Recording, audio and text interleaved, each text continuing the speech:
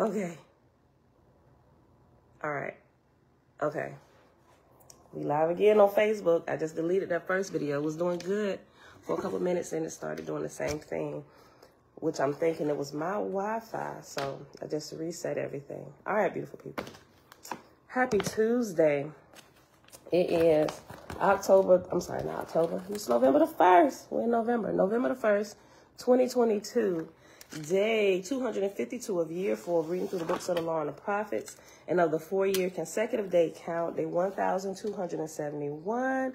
We are still in the introduction of Oahspe, and we paused on page 14. We're going to read a little bit more of that when we get to our end mark today. We're going to pick back up with chapter 1, and let me get it.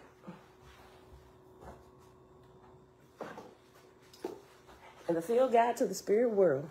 All right, y'all. Father, we thank you that your power is within everything. All right, y'all. Back to page 14. Shebrew, hey, girl. Hey, Kendra, Shalom, Hannah, Grand Rising, Facebook, and everybody else hanging out in the background of both places. Top of the morning to you. Okay, right here. Okay, also today, depending on if we get to that part, which I think we may not. Yeah, I think so. Let me just start reading. How many minutes was I? Okay, we'll extend the first half of the reading time by the minute, so. Okay, all right. We was at page 14, right side of the page, very bottom paragraph where it starts off, Dr. Newbro. Newbro, however, embraced the idea of this possibility with a passion, and after several false starts and many difficulties, he managed to set the stage for his experiment near Las Cruces, New Mexico in 1884, which we found out this is where the John Land plates are still being held, right, at the New Mexico State University in Las Cruces, New Mexico. And this is, remember, we started, just quick overview of yesterday, he was talking about starting an actual community of Shalom, right? So that's where it picks back up here. All right. An undertaking of such magnitude at that time would not have been easy under the best circumstances, but Dr. Newbro made the project unnecessarily complicated and burdensome by his mistaken conviction to interpret the Book of Shalom literally and going to a place where the world's people would not live to make it a place of peace and plenty. Literally, and going to a place where the world's people would not live to make it a place of peace and plenty. A place of peace and plenty. Okay, so he pretty much went to a desert and made the desert bloom. He was like, ain't nobody, he picked the place, ain't nobody gonna be here, so this is a place, don't nobody want to be here, we'll go here and we'll make it habitable, right? So it is easy to say in retrospect that the project was driven more by blind idealism than by common sense. But the fact remains that the effort was a sad failure and a painful lesson in the realities of human nature in its present undeveloped state.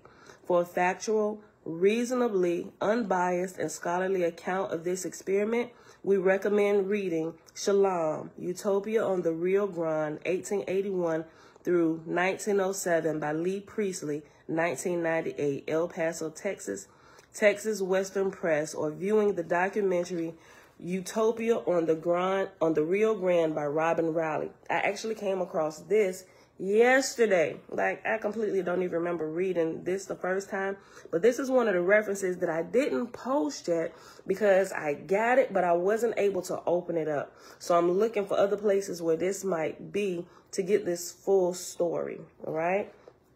So I got that up on my page. I got to go back to that a little bit later today. And if I'm able to get a copy of it, I'm going to look for it in a couple different places. When I get it, I'm going to share it in the community section, and I'm going to share it on Facebook too. Jamia, shalom, shalom. Okay. We're on page 15 or page XV. Left side, second paragraph down. John B. Newbro was born on June 5th, 1828 Mohocanville, Ohio, near Worcester. Though he was raised on a farm by a family with limited means, he eventually was able to attend Cincinnati Medical College and establish himself as a practicing physician. During his schooling, however, he gained experience in dentistry, and after finding life as a physician too disturbing for his sensitive nature, he turned his efforts to dentistry instead. And also the article that I sent to y'all yesterday, the one that I posted, it's in both Facebook and YouTube community section. It goes into a deeper detail of his life and what actually happened before he got into dentistry and when he got into dentistry, all the way up until the time he was sued by the company for the dental plates that he was making, but he ultimately won it. But that's a really good detail. I'm actually going to read you a little blurb from there when it gets to the part about him actually getting up early in the morning. It goes into deeper detail, some that I didn't read in here, but it was interesting to note how they put in there he had begun fasting as well. I'm like, see, yeah, this is how it starts, right? Along with cleaning up his lifestyle of eating, with him being a vegetarian, but it goes into a little bit deeper detail of what he was actually eating when he was first vegetarian. Then as it got closer to the actual overshadowing of Oahspe, how he cut out all dairy, no eggs, no milk, and he literally only ate fruits that like grew high, right? That was closest to the sun. I'm like, yo, this is amazing. And we read a little bit about that back here too. Listen. John B. Newborough was born on June 5th, 1828 in Mohocanville, Ohio, near Worcester. Though he was raised on a farm by a family with limited means, he eventually was able to attend Cincinnati Medical College and establish himself as a practicing physician. During his schooling, however, he gained experience in dentistry, and after finding life as a physician too disturbing for his sensitive nature, he turned his efforts to dentistry instead. Following the completion of his education, he joined the 1849 gold rush to California, where he was successful at accumulating a small fortune. He later compounded that fortune in the gold fields of Australia. He then moved on to world travel, eventual marriage, and by about 1859, he established residency in New York City. There he pursued his practice in dentistry for the next 25 years. He became one of the prominent dentists of New York City, and he was innovative enough to develop a revolutionary and inexpensive composition for dental plates that made the appliances more accessible to the poor. Throughout his life, Dr. Newborough displayed a natural, mediumistic ability of high caliber. He often received spirit communications that made him aware that there is more to the world around us than what is apparent to our normally limited senses, and that there was much more meaning and purpose to our lives than what we can deduce from our experience during our limited time on the mortal plane. And it also talks a little bit about his parents, of which I thought this was really interesting. Before they got to Ohio, John was born in Ohio, but his parents moved from here, from Virginia. His dad actually went to the College of William and Mary. My company does projects for William and Mary, right? I was like, yo, this is amazing. And his mom, as he was a young boy, there were a lot of supernatural, spiritual things happening to John that his dad at first was like, get out of here with that foolishness, boy, it's your imagination. But his mom understood and knew better. And so anytime those things would happen to John, he would talk with his mom, right? But his mom did pass away some years later. And after that, when it was just him and his dad, supernatural and spiritual things began happening to his dad that made his dad a believer in the unseen realm, right? So it's a lot of history. John didn't just get started when he became a dentist and stuff. Like, supernatural things have been happening to him from his birth, right? Listen, it's so good. I got to read y'all just this little portion. But if y'all go, it's like 26 pages what I posted yesterday. I got up to like page 15. All right, so, but it's really, really good. It's really insightful. Okay. Hold on.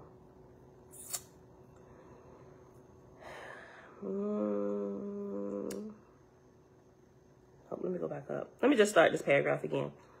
Throughout his life, Dr. Newbrough displayed a natural mediumistic ability of high caliber. He often received spirit communications that made him aware that there is more to the world around us than what is apparent to our normally limited senses, and that there is much more meaning and purpose to our lives than what we can deduce from our experience during our limited time on the mortal plane. He became convinced that the information received from friends and relatives who had crossed the veil was of limited value, and that if he wanted to receive enlightened information from more highly developed sources, he needed to prepare himself in ways that would make himself more amenable to their enlightened presence. Perhaps this notion was impressed upon him by those in spirit who were already grooming him as a potential candidate from the imminent transmission of Oahspe. Whether or not the idea was inspired, he did convert to a strict vegetarian lifestyle, and he followed a prayerful discipline to purify both mind and body.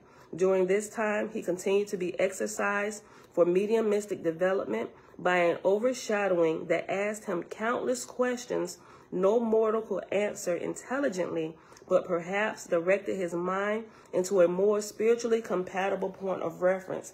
And this right here, you can find out a lot about this by that book that he wrote entitled Spiritualis, because he shares a lot of this information during this time of his life. This was before Oahspe had happened. The book Spiritualis, he was sharing what was happening to him and how the different spirits and stuff was coming to him, asking him questions, and all that supernatural interaction that was happening at that time, right? Okay. You started up, but you ended up falling asleep. Get back to it, Imam. Prince, shalom, shalom. Peace and blessings, Elijah. That's a part one. I just got Cosmo Cal video. He talked a lot about what you're reading from. I know he was doing it. I missed his video because I knew he had one coming up, but we was out. I saw it had popped up. Me and my husband and the kids were out yesterday, and I was like, I'm going to have to come back to this. And I forgot to come back to it. I completely forgot about it. I'm going to have to watch it today if I get a chance today or tomorrow. Okay. All right, y'all. All right. We at the bottom of page 15 on the left side. Let's see. During this time, he continued to be exercised for mediumistic development by an overshadowing that asked him countless questions no mortal could answer intelligently, but perhaps directed his mind into a more spiritually compatible point of reference. When his overshadowing decided that the time had come, that conditions were finally suitable, and that Dr. Newbrough was to be the vehicle of choice to be used, he suddenly began to receive Oahspe. He was told to purchase a typewriter and to sit for half an hour before dawn daily, at which time the angelic overshadowing typed the manuscript through his hand. And this wasn't the first time that this happened. It actually gives some detail what I posted yesterday of when he didn't just do it here, but he would speak, right? So what we call prophecy. Angels or unseen hosts would use his body as a vehicle to speak, right? Unseen things or things from the spiritual realm. He was instructed to put all the typed pages aside until the work was completed. Then after working for 1 year, he was told to read and publish the text. It would be logical to assume that the angelic overshadowing who cultivated Dr. Newbrough's development for the specific task of transmitting Oahspe would also develop other mediums for the same purpose at the same time. It would seem unnecessarily risky to place all of your hopes for so important a task upon one individual, and by nurturing several mediums at the same time, it would be easier to determine who had developed the qualities most suited to their purpose.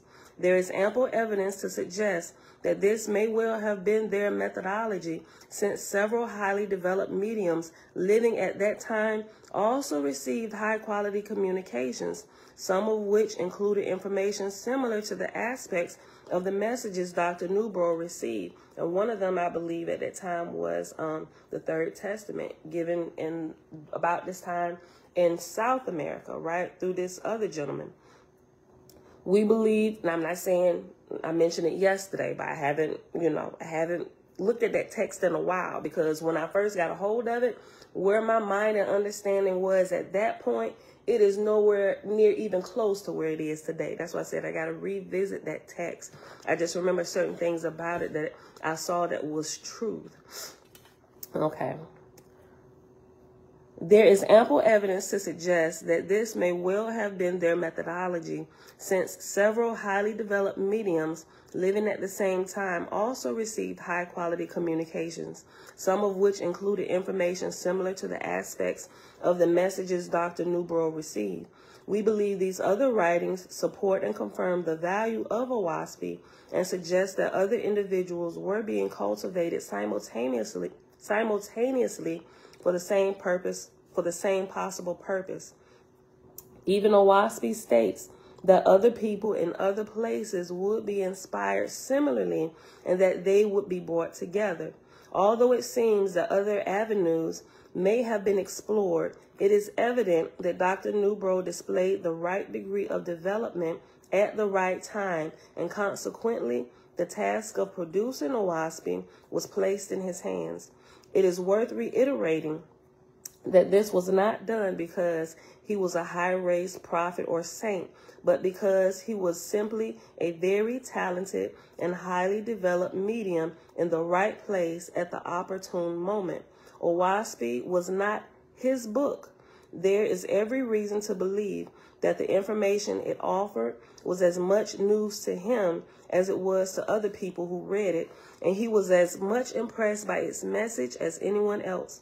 It was for this reason that he decided to undertake the building of his community called Shalom, taken from the parable describing the society of the future in Oahspe's Book of Shalom. He was told by the angelic overshadowing administering the Oahspe project that the world at that time had not yet reached a level of development amenable to the ideals of Shalom. But if he wanted to try to build such a community, it was certainly his choice, and he was free to do so. Perhaps Dr. Newbrough was overconfident. Perhaps his enthusiasm for Oahspe clouded his judgment. It does seem, however, that he did attempt to follow the example of the Book of Shalom too literally. Within several short years, April 23rd, 1891, Dr. Newbrough died from pneumonia, secondary to influenza.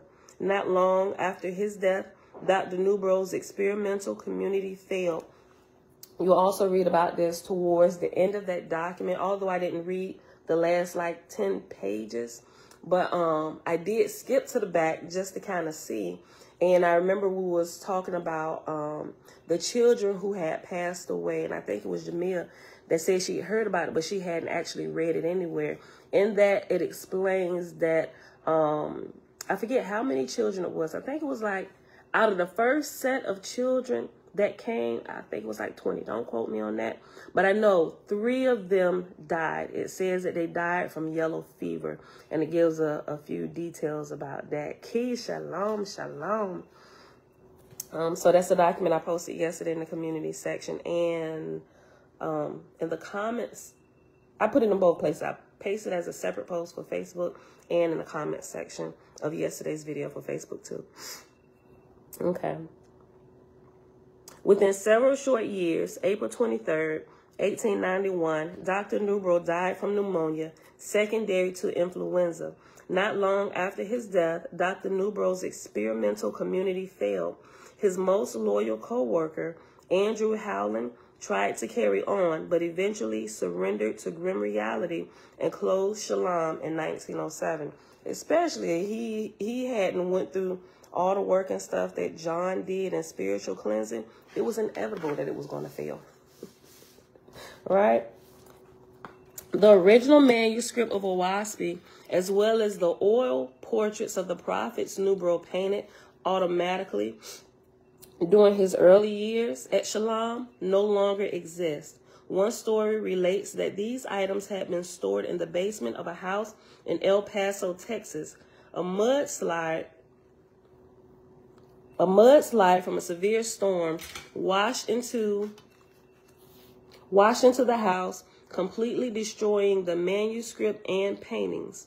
Another story, but probably closer to the truth, relates that Nubro's daughter, Justine, who had possession of these items, but who was known to harbor bitter feelings about her Shalom experience, impulsively destroyed them one day in a backyard bonfire to dispose of them. And probably her bitter feelings come from, it shares a little bit about that, and John's first wife and the kind of bitterness and stuff that was going on a little bit. And he divorced his wife because he said she was lacking in the whole affection portion to him. And although they were living under the same roof for many, many years, there was like no affection shown towards him. And he didn't trust her because she was more liberal with everything, and he was really strict about things. And she loved alcohol and wine, right? All alcohol, and she was just, and they went through, I'm not going to say a bitter divorce or whatever, but he was fighting to keep, when they went through the divorce, he was fighting to keep her from taking anything that would belong to Shalom, because he was in the process of doing that. And he was afraid that she was going to try and take stuff that he had set aside for the children. He seemed like a really nice dude who really loved children, right? He just didn't want her having any kind of access to that just because of her lifestyle of just freeness of alcohol and really not being able to control herself. Another story, but probably closer to the truth, relates that Nubro's daughter, Justine, who had possession of these items, but who was known to harbor bitter feelings about her Shalom experience, impulsively destroyed them one day in the backyard bonfire to dispose of them. Either way, what is obvious is that no special value had been placed on these items by anyone involved, or else greater care would have been taken to preserve them. Perhaps they were considered superfluous, since the manuscripts and the portraits had already been published.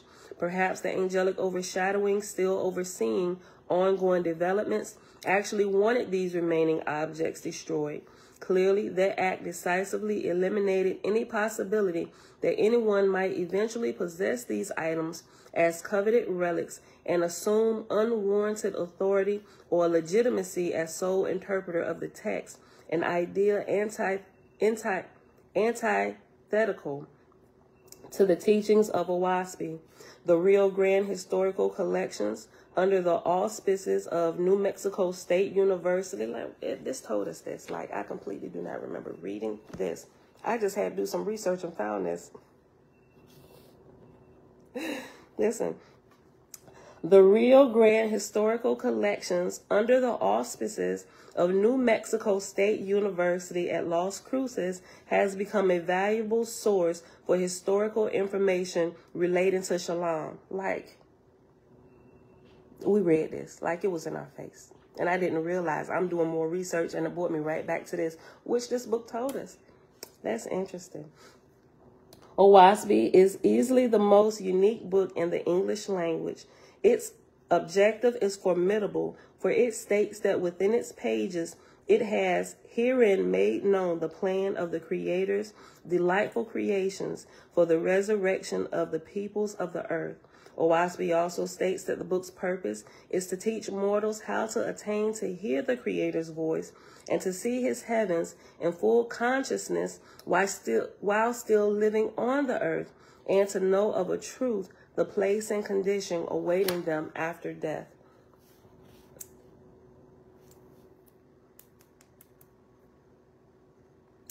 Let me read. I'm not going to be able to finish all of this because I want to read. Maybe I should save that for tomorrow.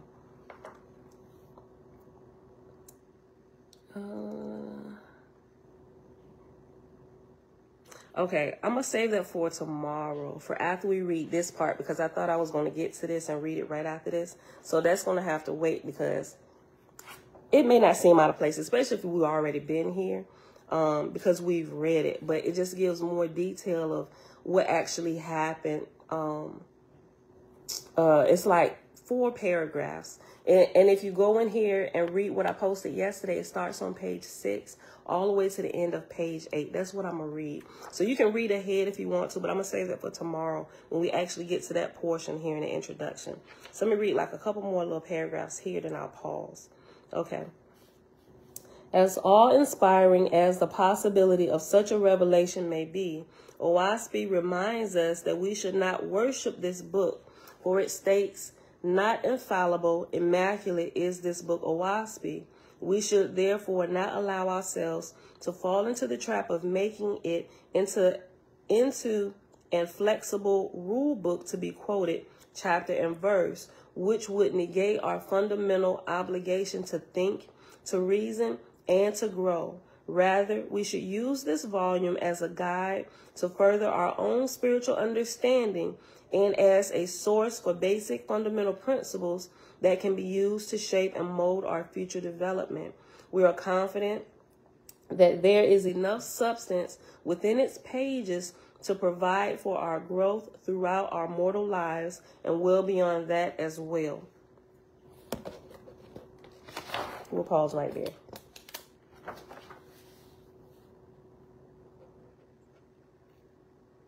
Okay.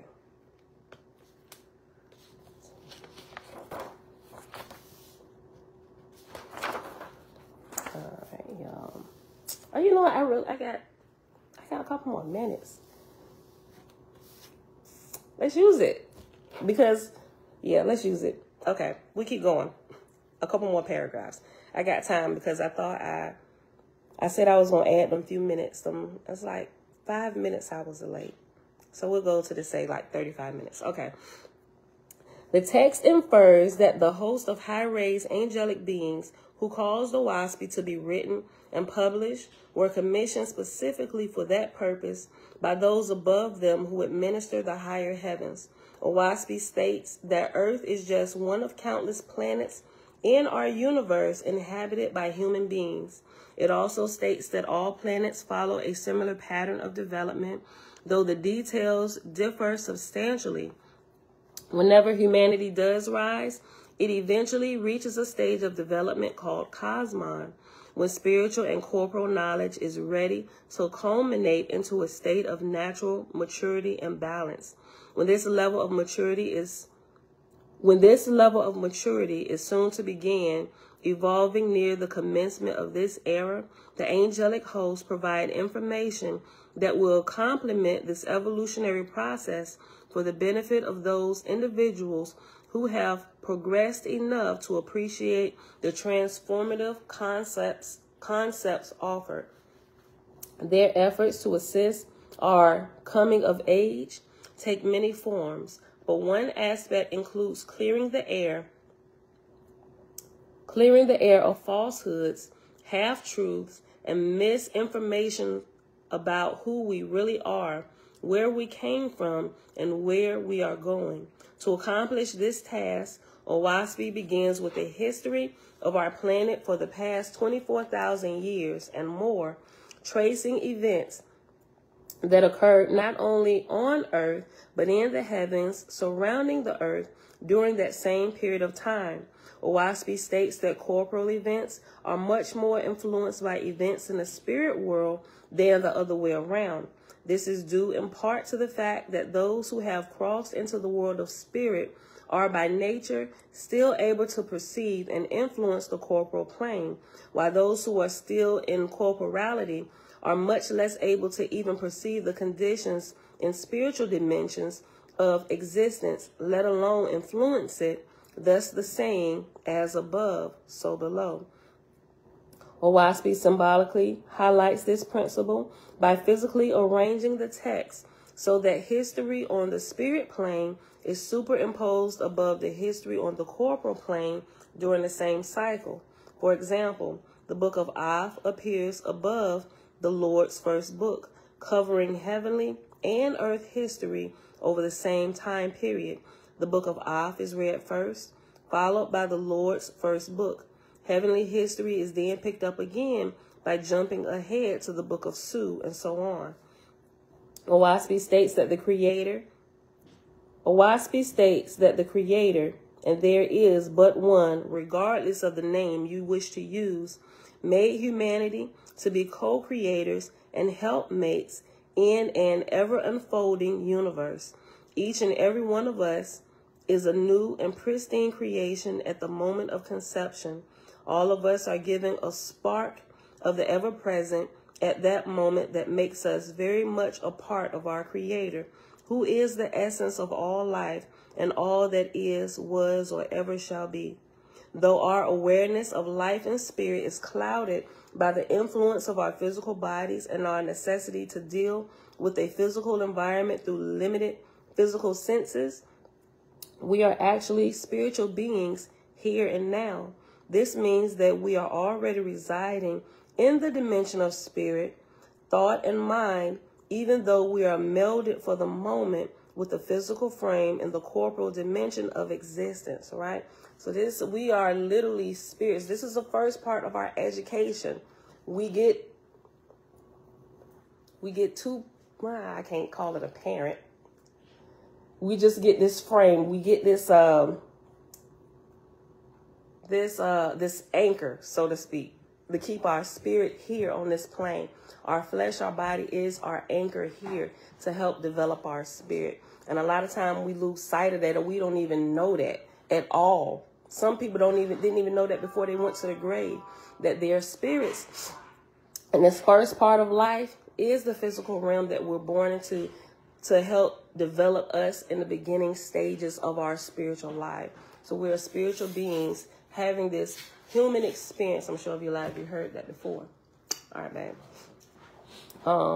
So don't forget that we are spirits, and we're here to develop our spirits with this fleshly body, not the other way around. Although it will develop simultaneously, well, it should.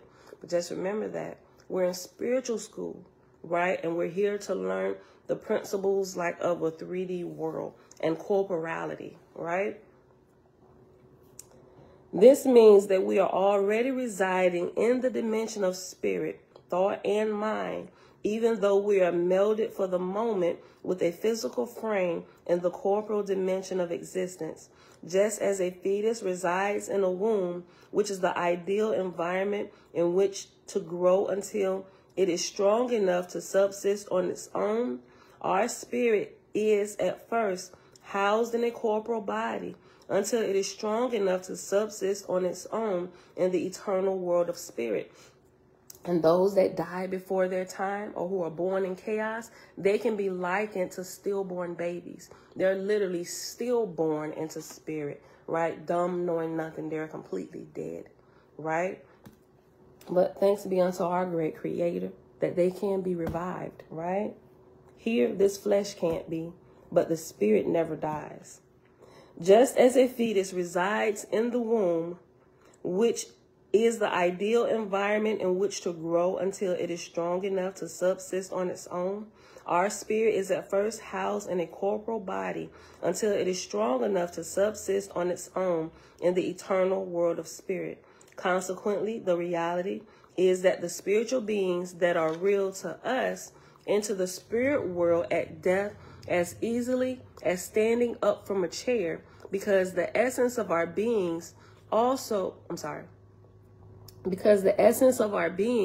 already resides in the dimension of spirit, thought, and mind, even though that reality is not apparent to us. In other words, at the moment of death, we do not go anywhere because we are already there. We do not leave our physical body. Our physical body leaves us like a discarded shroud that is no longer of any use. We begin where we left off, unchanged, except for the renewed perfection of our spiritual bodies and with the same consciousness as before. So I've also heard, and I mentioned it before, that when we die, we're made perfect in spirit. No, you become Holy Spirit, but you still are just as imperfect as you was when you had your body.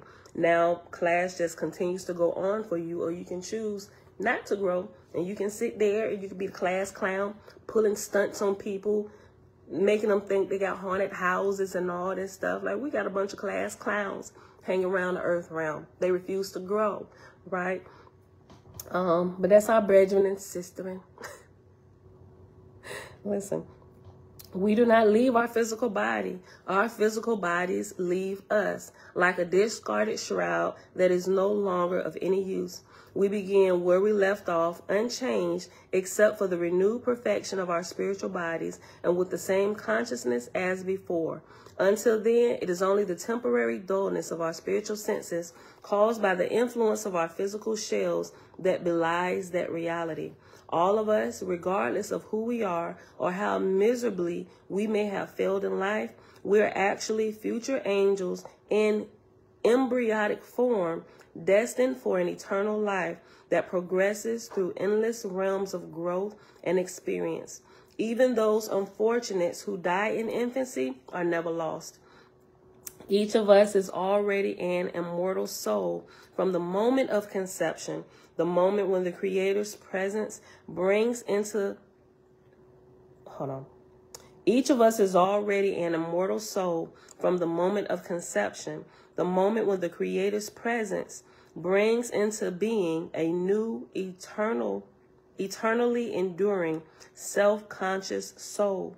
Each infant is nurtured in spirit, growing through childhood into mature adulthood, just as it would have had it remained in the mortal realm on earth.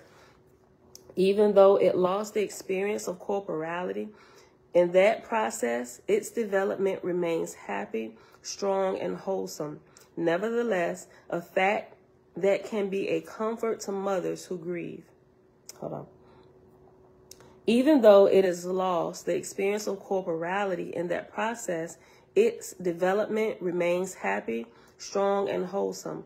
Nevertheless, a fact that can be a comfort to mothers who grieve. Our growth and experience, however, starts here on earth, and like all true progress, it is never an easy path nor attained without a struggle.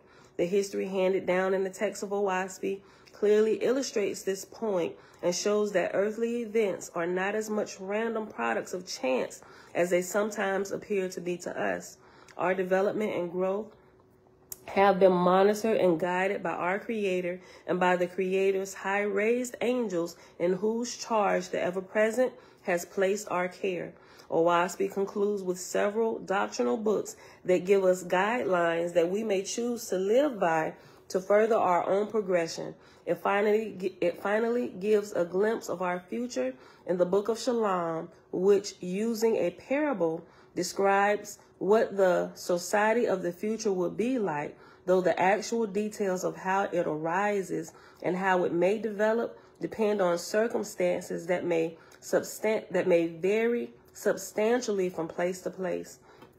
If you are able to comprehend Oahspe's mind-expanding perspective on the universe that we inhabit, both now and in an eternal future, and if you are able to free your mind from the shackles of the limited teachings of the past, it will bring you to a state of understanding that will change your life.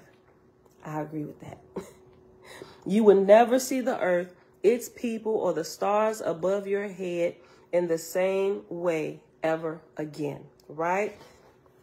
Listen, I'm gonna ask y'all, okay? Because we at like 40-minute mark, which I'll give it a few more minutes because I was having internet issues. Do y'all want me? This is the last portion of this. This is the banner of light letter at the end, of which I wanted to read that little blurb. Do y'all want me to save this for tomorrow, or y'all want to go ahead and just read it? Because that would be the end of the introduction. I'll be done in a couple of minutes, and then I can go ahead and read what I wanted to read today. But I'll let y'all choose. First person to answer it wins it. Be like, yes, read, or no, get into the field guide. Finish it. Jamil says, thank you for the quick fingers. I want to just keep reading. If y'all want to be like, just go ahead and, okay, all right. The Banner of Light letter. The following is the text, selectively abridged, of the letter written by John B. Newbrough to a publication called The Banner of Light, to explain in his own words how Oahspe was received. Since Dr. Newbrough is describing events as he perceived them, it is understandable that he should use phrases like, I was not satisfied, or I was craving, or I took it into my head. These personal references could lead one to think that somehow Dr. Newbrough initiated the idea and facilitated the mechanism needed to produce a volume like Oahspe, or that somehow his actions attracted the angelic overshadowing to him as a flame would attract moths. This, of course, could be no further from the truth. The reality was that the planning process for the production of Oahspe was in effect long before Dr. Newbrough was even born, and that his role had been completely a reflection of the will and controlling influences of the angelic overshadowing that chose to use his natural talents to their advantage at a critical moment in time. While Dr. Newbrough's involvement in the process is appreciated, it was purely serendipitous. The Lois, Inc., 2016. And this I agree with, just based on some more information that I've been finding out about his life and a little bit about his parents and how they believe, and also thinking about what we learned about the Lewis and how they're masters of generations. And before somebody like this can be born into the world and actually walk something out like he did, there has to be at least 6 generations before him who are molded, right? Because as they're molded, there are certain things that are in them that will be passed down through the children that are born throughout those coming generations, until we get one with the ability who can hear clearly from the spiritual realm, not just the spiritual realm, but from the Father, and be able to decipher between the voices that are being heard, and have the strength and the courage to put into practice what is happening, what they're learning, right? So they can be like the hands and feet of our unseen brethren and sisterin and the Father as they pass down messages, right? Because one of the rules of our guardian angels and those in line with the Father is they are not to manifest themselves, because that is a portion that helps us further develop our spirit, right? We're spirits here. Teach them how to develop their spirits. Don't just give them candy when they're hollering for candy. Teach them about this so that they can do it themselves, right? All of this makes sense to me now, but you will readily get shenaniganizing spirits who are not in line with the Creator anymore, that, what you want? I'm going to manifest this. Boom, I'll show you how to do magic tricks, everything that caters to the flesh, and be like, yes, yes, you can have that. Yes, do that. Do as thou wilt. You can almost 100% of the time guarantee that that information is not coming from the Father, nor anybody that is in line with him. That's to cater to your flesh, and it's going to lead you astray, right? Just remember that. Okay, the letter begins. New York, January 21st, 1883. To the editor of The Banner of Light, Boston, Massachusetts. Dear Sir, Oahspe was mechanically written through my hands by some other intelligence than my own. Many spiritualists are acquainted with this automatic movement of the hands, independent of one's own volition. There are thousands and thousands of persons who have this quality. It can also be educated, or rather, the susceptibility to external power can be increased. In my own case, I discovered many years ago, when sitting in circles to obtain spiritual manifestations, that my hands could not lie on the table without flying off into these tantrums. Often they would write messages left or right, backward or forward, nor could I control them in any way than by withdrawing from the table. Sometimes the power thus baffled would attack my tongue or my eyes or my ears, and I talked and I saw and I heard differently from my normal state. And this goes a little bit in what I'm going to read y'all here in a second. He talks about that just a little bit.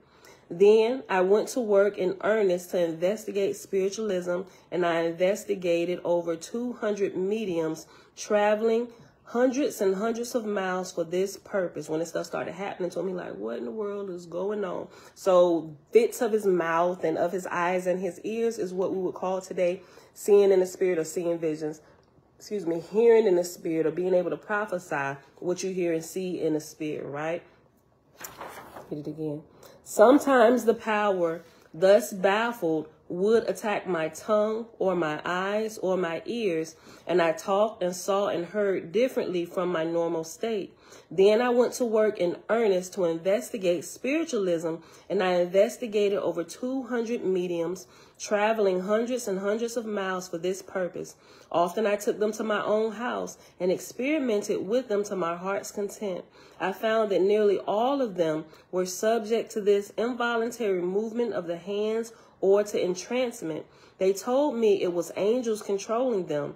In course of time, about 10 or 15 years, I began to believe in spiritualism, but I was not satisfied with the communications. I was craving for the light of heaven. I did not desire communications from friends or relatives or information about earthly things. I wished to learn something about the spirit world, what the angels did, how they traveled, and the general plan of the universe. So after a while, I took it into my head that wise and exalted angels would commune better with us if we purified ourselves physically and spiritually. Then I gave up eating flesh and fish, milk and butter, and took to rising before day, bathing twice a day, and occupying a small room alone, where I sat every morning half an hour before sunrise, recounting daily to my Creator my shortcomings in governing myself in thought and deed, or what we would call today repentance, right? In 6 years training, I reduced myself from 250 pounds down to 180. My rheumatism was all gone, and I had no more headache. I became limber and sprightly. A new lease of life came to me. And that's something I can tell you. Once you cut out that stuff, even though I'm still working to get the weight down and not be a junk food vegan, that's my biggest problem, right? I had migraines and stuff. Matter of fact, my medical disability from the military is because of the migraines. And when I got there, because of the division I was working before I went TAD to security, or temporarily assigned duty to security, was the fuels division. And it heightened that. I was always in medical because of these excruciating migraines. And everything from my division just made it worse, right?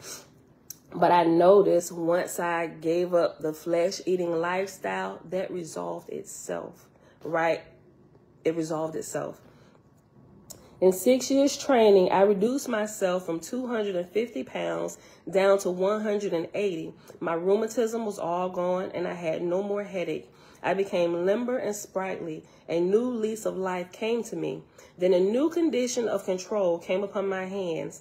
Instead of angels holding my hands as formerly, they held their hands over my head, and they were clothed with sufficient materiality for me to see them, and the light fell upon my hands as they lay on the table. In the meantime, I had attained to hear audible angel voices near me. I was directed to get a typewriter, which writes by keys like a piano. This I did, and I applied myself industriously to learn it, but with only indifferent success. For 2 years more, the angels propounded to me questions relative to heaven and earth, which no mortal could answer very intelligently. I always look back on these 2 years as an enigma. Perhaps it was to show me that man is but an ignoramus at best. Perhaps I was waiting for constitutional growth to be good. Well, one morning, the light struck both my hands on the back, and they went for the typewriter for some 15 minutes very vigorously. I was told not to read what was printed, and I had worked myself into such a religious fear of losing this new power that I obeyed reverently. The next morning, also before sunrise, the same power came and wrote, or printed rather, again. Again, I lay the matter away very religiously, saying little about it to anybody.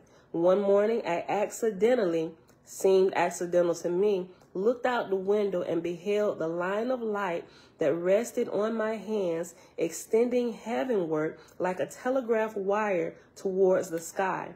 Over my head were 3 pairs of hands, fully materialized. Behind me stood another angel with her hands on my shoulders. My looking did not disturb the scene. My hands kept right on, printing. For 50 weeks, this continued every morning, half an hour or so before sunrise, and then it ceased. And I was told to read and publish the book Oahspe. The peculiar drawings in Oahspe were made with the pencil in the same way. A few of the drawings I was told to copy from other books, such as Saturn, the Egyptian ceremonies, etc. Now, during all the while I have pursued my vocation, dentistry, nor has this matter, nor my diet, vegetables, fruit, and forensic food, detracted any from my health or strength, although I have continued this discipline for upwards of 10 or more years. I am firmly convinced that there are numberless persons who might attain to marvelous development if they would thus train themselves. And the last sentence of this letter is, a strict integrity to one's highest light is essential to development. Self-abnegation and purity should be the model and discipline of everyone capable of angel communion. Yours truly, John B. Newbrough. Where we at? 52 minutes. Oh, my goodness. Okay, let's hop over here. Anita, shalom. Derry CM, shalom, shalom. Okay, and so I'm going to read this, and then we'll take a couple minutes, and we'll hop into the field guide. Okay, so the printout, the link that's in the community section, the very last one that I posted, is it comes from the digital repository, right? University of New Mexico.edu, plus all the extra letters and stuff after that right there, right? And I posted page 6 to page 8. So on page 6, if you want to read where I'm going, go down to the middle of the page where it says in 1870. We're going to start right there. And I read the whole thing, but this specifically I want to pull out because it gives more information on what he did with his diet and stuff. All right. In 1870, Dr. Newbrough became a vegetarian. About this time, he began systematic fasting. That's what caught my eye. I was like, yo, he was fasting too? Look, because I've been in this process and getting my fasting game up, right? Because I understand there's a lot of spiritual insight that comes to me when I fast, right? So I was like, I'll make this a lifestyle. Remember when we read about Judith in, was it in Maccabees? Was it in Maccabees or was it in Legends of the Jews? But anyway, remember it was Judith. After her husband had died, and her husband was a righteous man.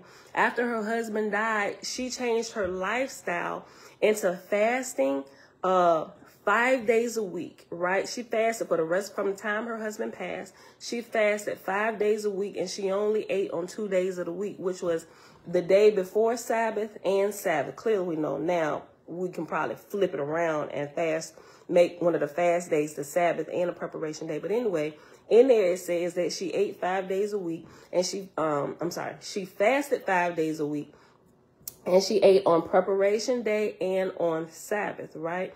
But for the rest of the time while she did that there was so much wisdom that came from the Father. And even though Israel had no king at that time, she was kind of like the king, although it didn't call her the king, but Israel didn't have a king, but all of Israel looked up to her just because of the wisdom that the Father would pour into her because of her disciplined lifestyle, right? I'm like, this is amazing. I'm like, sis, I gotta get like you, right? Because some places in my life is out of control, and I don't want to be this way. I gotta bring myself back into line. All this freedom that I let myself have and enjoy, we need to fix this. Right? Okay. In 1870, Dr. Newbrough became a vegetarian. About this time, he began systematic fasting. Especially did he eschew all recreation and food when under stress or indecision. So he wasn't an emotional eater. And when he couldn't make a decision, he didn't eat, right? A lot of us, we got to get that under control. Mostly women deal with that, but some men do too, right? When he got in those situations, he never put food in his mouth. He fasted. About this time, he began systematic fasting. Especially did he eschew all recreation and food when under stress or indecision. He ate but one moderate meal a day, except when under physical strain. We would call 1 meal a day OMAD, 1 meal a day OMAD, right? He ate but one moderate meal a day, except when under physical strain. Directed by spirit control, he traveled extensively through Europe and the Orient. He spent much time in religious research in China and Japan. He was drawn to the mysticism of Egypt and India. He was especially interested in the Sufis of Persia. The cultures of past peoples became his obsession, a study which led him to his recognition as an authority on the sources of ancient religions. A votary of Oriental art, he believed a beautiful setting to be stimulating to fine thinking and habits of living, and strove in his own life for the expression of beauty in his environment. He studied in rooms filled with flowers and singing birds, and would relax in the rich robes of Chinese and Greek design. He lectured in England and America in vestments of scarlet and white and oriental combinations of color. The doctor's study of Eastern mysticism had fanned his desire for psychical truth into a passionate summons. Casting aside family objections and conventional thought, he labeled fear as crass ignorance. He believed the supernatural to be but natural law, as yet thought unworthy of scientific investigation. He strove for the development of psychic power within himself. He had already attained to manifestations in which his hands would fly into tantrums and would write messages in all directions, independent of his will. He had but to close his eyes to read with accuracy the printed page of a designated book in a library. I told y'all this is one of look. I told y'all probably a couple months ago. I was like, I know you can read books because I got so many books in my library, some that I got that I haven't even got a chance. So I'm like, Father, I know there's a way to do this. I said, there has to be a way. I was like, look, because I seen it in Doctor Strange. Look at me using a movie. I was like, they showing this. I was like, but I feel deep down in my shana that this is something that can be done, right? And then we read in here. This is before, like I saw this before I even read this on Oahspe when it was given, talking about the children of Shalom, right? That the children of Shalom, as they develop they can just. Susan B. Martinez was I'm just like, what? I'm like, we can do that? I was like, I feel that's like truth. I feel like that can happen. I was like, how do I have to develop myself to be able to do that? I got so many books I still need to read.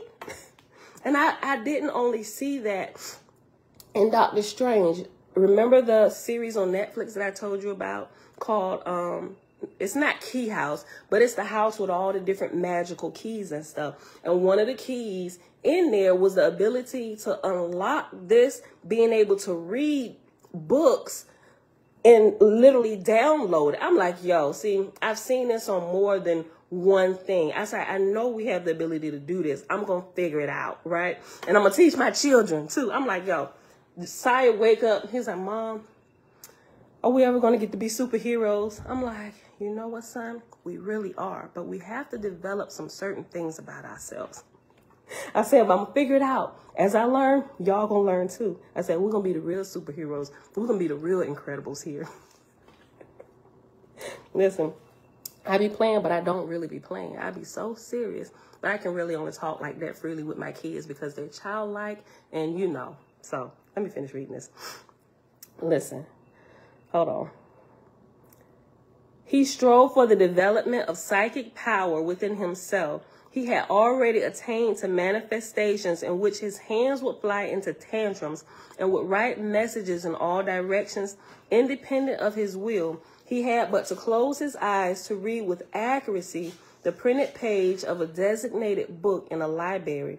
Mediumistic circles declared him able to leave his body at will to travel to distant places and return with correct reports. We know this is true because even the government does this. Remember the CIA document? They prove in their study, them testing this, you can leave your body at will. Go pull information and bring it back. They tested it in rooms of people, put them over here. And when they say, well, maybe you're too close, probably picking up like physical body energy, put them a few states away. Put them in the West Coast. We'll keep them over here on the East Coast. And they're still able to bring back this information. We can do this. Listen.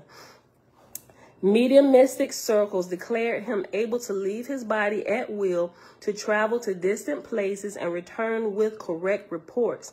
At times, the power would attack his tongue, eyes, and ears, and he would speak, see, and hear unaccountably. He would suddenly leave his companions to write dictation in strange tongues. For 2 years, Dr. Newbro was a member of the Domain, a spiritualistic colony at Jamestown, New York, and a trustee of the New York State Spiritualistic Society. While a leader of these groups, he examined more than 200 mediums, putting them through the most severe test of integrity. He would travel hundreds of miles to bring a noted medium under observation. He was neither satisfied with nor interested in the chatter of deceased relatives. He wished to contact the minds of great men passed on to learn the plan of the universe, of life's cause or spiritual evolution. The oracle of the children's land was forming, but it was yet obeyant. But it was as yet obeyant. Distressed with the character and limitations of spiritualistic manifestations, Newbro became convinced that communication with the wise and worthy of the spirit world could better be attained through physical purification and the concentration of the mind on inner powers. Already a vegetarian, he struck from his diet all milk and eggs, practiced the strictest chastity of body and mind, bathed twice daily, and worked with renewed vigor. Later, he went even further in simplifying his diet, taking only such foods as receive the beneficent rays of the sun, thus eliminating all root vegetables. This is something that xiii teaches, right? That we're created fruitarians. And the roots, right? The roots and the herbs, they're literally to heal and restore the body, right? But we will thrive on a fruit-based diet. And this has been tested. Science is catching up with it, but master herbalists get this a whole lot faster because they're like all in 100%, while the scientific field, they're a little bit more slower with testing things, right? Some a little slow, some a little faster, but when you are focused on like one thing, you can develop a whole lot faster. And he's proven this, and he has like his own lab that he networks with testing and all this stuff, xiii I'm talking about, where he talks about this, and even talks about the information coming from fruits. He even tells he gives his testimony one time before he became where he's at today, when he was cleansing up his own body, when he went on mono fruit fast, and what would happen to his body and what would happen to him spiritually, right? Listen.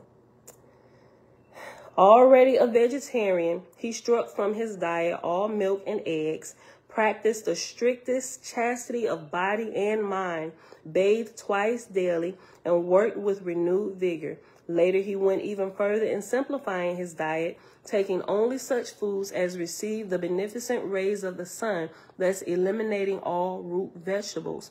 For years, he arose each morning at dawn for spiritual guidance. He believed this to be the hour when vibrations and thought transference would be least interrupted by confusions in the ether. We talked about this a little bit before when we was talking about the chakras. I showed you the chart. Let me show you real quick again.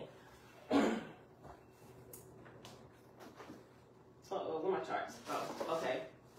Up here, it shows you, and you can simply go test these things. Don't be getting freaked out. Oh my gosh, you're talking about chakras and the endocrine system. You got one. You got energies that come from all your major organs that go up and down your spine, from your roots to your crown, from your head to your tailbone, right? Everybody got them. Listen.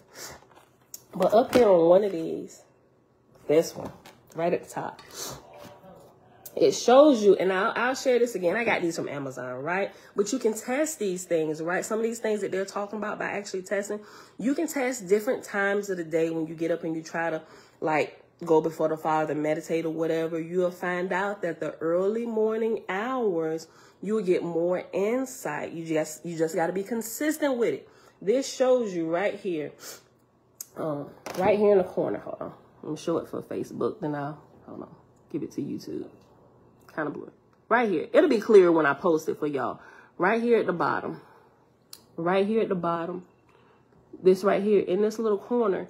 This is the sun rising. This is the body laying down, and the perfect time for meditating when spiritual insight is the highest for us, right? And it shows you sun rays are strongest in each chakra color, and it just kind of goes through that, right? So 4 to 6 a.m., like the dream, silence, receiving. So between 4 and 6 a.m. is when you would get like the most spiritual insight. But you got to get up to see it, right? Anytime before the sun rises is when you would get the most information. Not saying that you can't throughout the day, but from my personal testing, right, which is why I'm striving, I'm just steady moving things back. Right. So even before I get up here with y'all, like if I'm not running behind, I can get up early. So I'm already up. And me getting here on time is not an issue. But you also have to take into account how you eat and how late you eat. If you eat anytime after 6, 7 p.m., and depending on what you eat, especially if it's heavy, it's going to be hard for you to wake up in the morning. Sometimes some people just work themselves into a rhythm where they just get up and go. And that's okay. But you want it to be a natural thing. I found out that when you eat light or you don't put anything in your mouth after about 5 or 6, definitely no later than 7, the body can do what it does. And you won't need an alarm clock. Your internal alarm clock will click on, and you will naturally rise before the sun, right? So it's a lot of stuff that I'm learning, testing, putting into practice over these years. I'm like, yo, we're going to keep this, get rid of this. And the things that I keep, it's adding to my development of my spirit. And as I learn it, I teach my family. And because I want to make it a part of my children's lives, and so they can just walk in it earlier. Some of my older kids, they have it a little bit harder time simply because we done already raised them a certain way. Now we're trying to go back and correct some things and just get them to see. But they kind of learn now by observing us and how we're changing. And when they ask questions, we're honest and we share, okay, this. At that time, I didn't know that. I thought that's what we should have did. And I'm sorry. This is how we're adjusting this now. So the children coming up now, they getting all the spiritual stuff, to whereas they just kind of got, my oldest two, Elijah and Jeremiah, they just kind of got the religious stuff because that's the state where I was at when they were younger.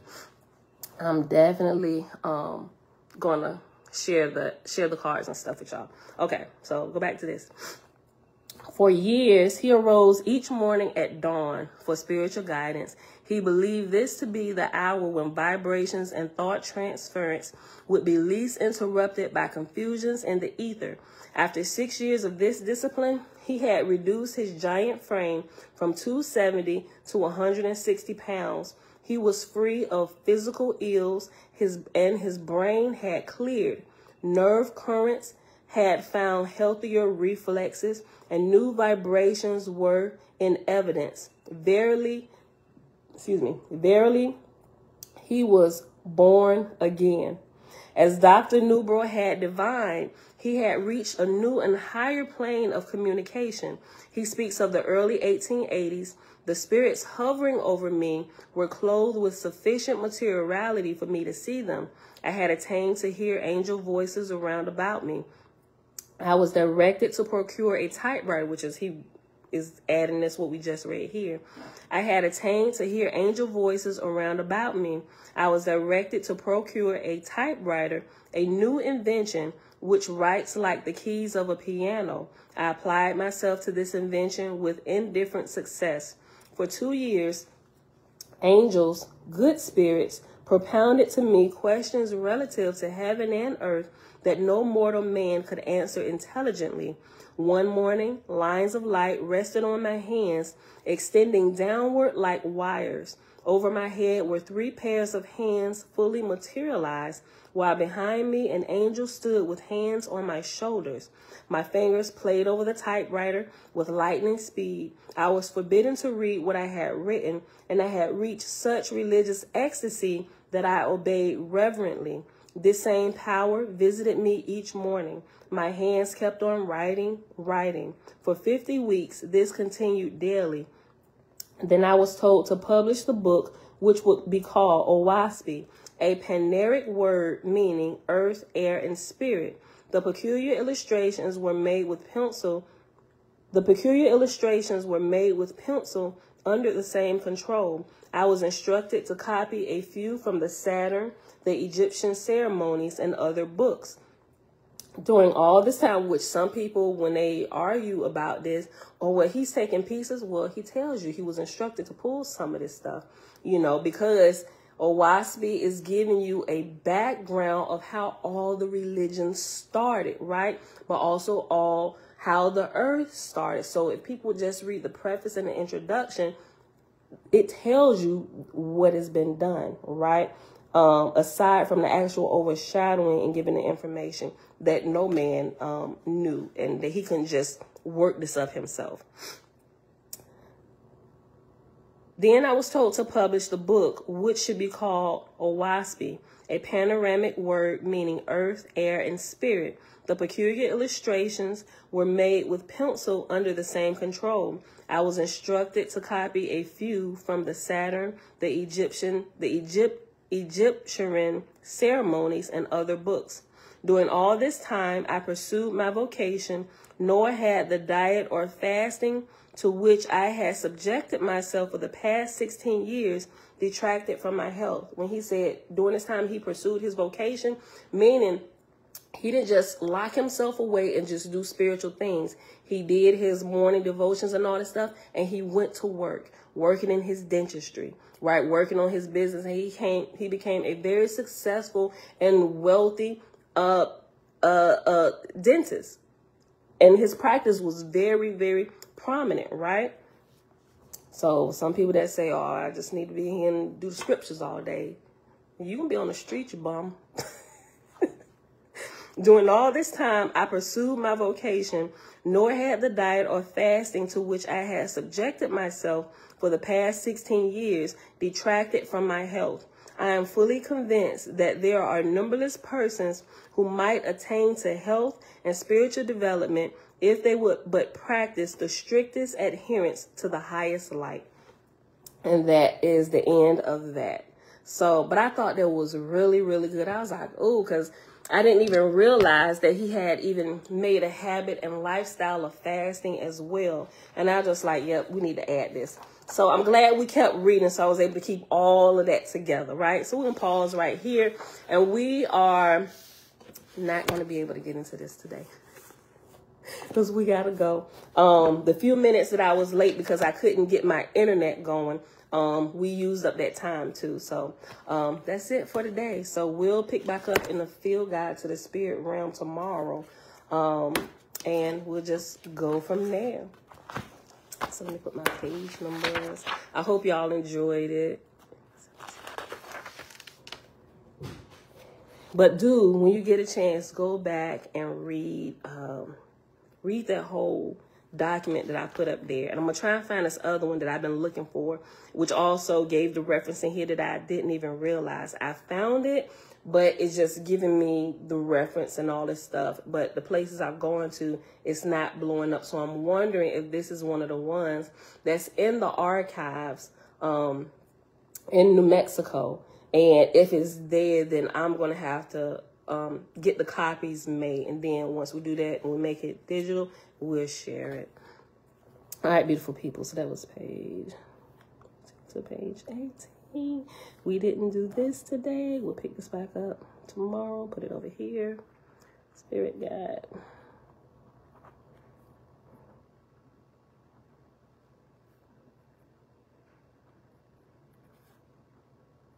Okay, y'all, it is Tuesday, November the 1st, 2022, day 252 of year 4 of reading through the books of the law and the prophets and of the 4-year consecutive day count. It is day 1271. Yesterday's video, I said the wrong number because I messed my count up on Sunday and I didn't catch it till yesterday. And in the videos, I said it wrong. And I said yesterday, I think I said 250. Yeah, I said 250 yesterday and Sunday. I just messed my numbers up. But yesterday was actually day 270. I'm sorry, 1270. Today is day 1271 of the 4-year consecutive day count.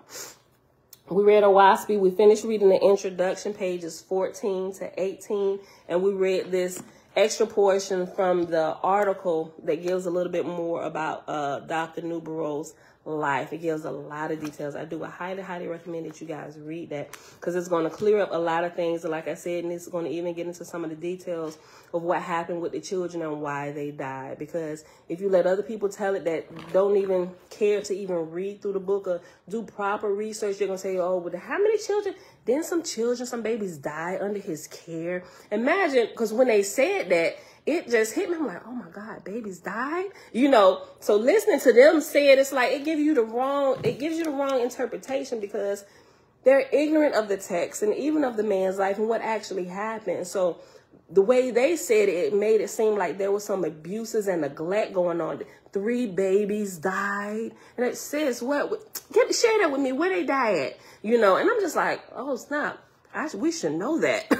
And that's what caused me to start going to look into this. I'm like, wait a minute. They didn't say that they died, you know, yellow fever was going around. You know how as time is developing, you got outbreaks of different things and the medical field is not as advanced as it is now. So certain things happen. People were dying of things then that they aren't dying of today just because, for one, the cleanliness of things, right? Not understanding how we should keep our atmosphere clean and germ-free and all this stuff. But, you know, them babies died of yellow fever, right? They were very well taken care of. They were not neglected from the stuff that I'm pulling up. And that's what I'm sharing with y'all. If I come across anything negative, I'm going to share that too, right? Because I'm not biased when it comes to information. We need a full, complete story of what actually happened. All right, so that's it, y'all. I'll share this this chart and I'll pull up. I think, yeah, I can search my Amazon and pull up the link. And it was only like a couple dollars, right? And they come laminated and stuff. I got quite a few of them, you know, all these and even minerals and crystals and all that stuff. Just looking into the properties, all that good stuff. You know, this is great for your spiritual education. Yes, babe. For a minute. Hold on. Let me go ahead. And you want to end this? All right, y'all. I love y'all. See y'all back here tomorrow. Father, we thank you that your truth is unsurpassed. All right. I love y'all. See y'all back here tomorrow morning, bright and early, 6:15 a.m. Eastern Standard Time. Bruce. All right. Go ahead, too. Oh, hold on. Let me move this. I'm dropping my book. My charts, rather. All right. Go ahead. Mommy, what's that? Can you just spell? My charts. And what is that? What is under there? Oh, my iPad. You was looking for this? I needed my iPad today. I used it. Go ahead and end that, sweetie. My charts.